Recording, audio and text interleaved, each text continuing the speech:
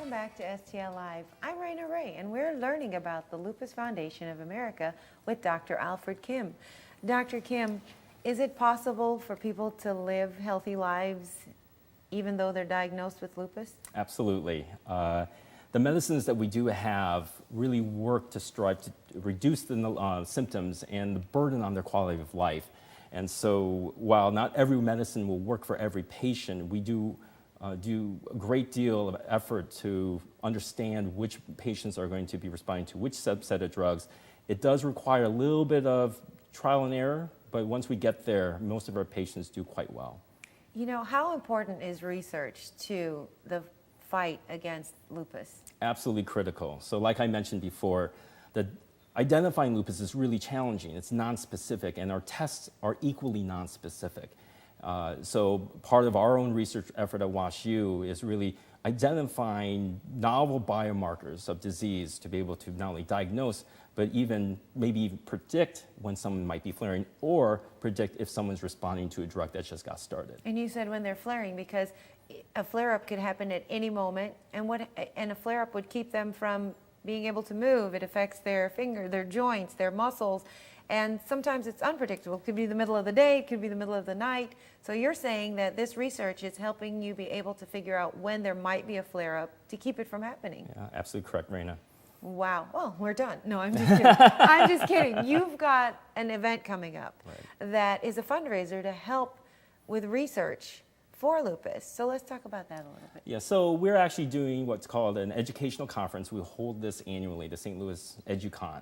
And really, actually, the purpose of this event is to inform the public about what type of research is going on, inform them what lupus is and what it isn't, and also provide services for them to better leverage what is out there for them in terms of improving their quality of life, improving their ability to deal with the work issues and also family issues. So for example, this year we have 3 speakers. I'm one of them. I'll be talking about the basics of lupus, almost like a Lupus 101 type of session. We also have Amy Plunkett, who's a local attorney whose expertise is understanding how people with chronic diseases can deal with their workspace, both in terms of legal but also quality of life. And then we also have Sophia Chaudhary, who's on faculty at St. Louis University Medical School, who's a dermatologist, talking about the organ that tends to bother most people with lupus is their skin and rashes. Wow. So who could come to this conference? Who would benefit from this? So patients, family of patients, other providers, and even people who are just interested in public. They can go register at the Lupus Foundation of America Heartland chapter website.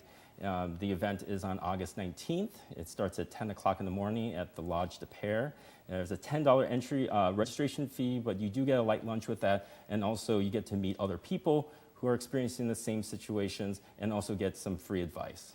So it's a pretty neat place for somebody who is suffering from lupus to go and get some more information. But if you or a family member is affected by it, you know, good place for you to be too. Is lupus hereditary? There is a hereditary component, although it's not 100%.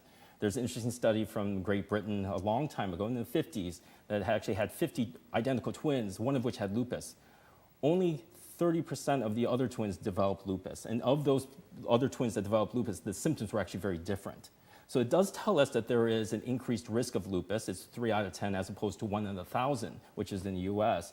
But it's not 100%. And so we don't fully understand where this 70%, this missing 70% is. That's why it's so important when you say we don't understand, and I could hear your passion and see it, that you really want to find what's going on with lupus, where is it coming from, how can we cure it? Absolutely. So please, I hope that our people come out to your fundraiser, because the research is key and important. Thank you so much for doing what you do. Thank you. The Lupus Education Conference-Saint Louis is being held August 19th from 10 a.m. to 2:30 p.m. at the Lodge de Pere.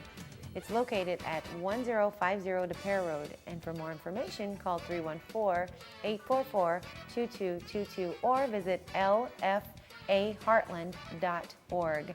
There's more STL Live after this. Stay with us.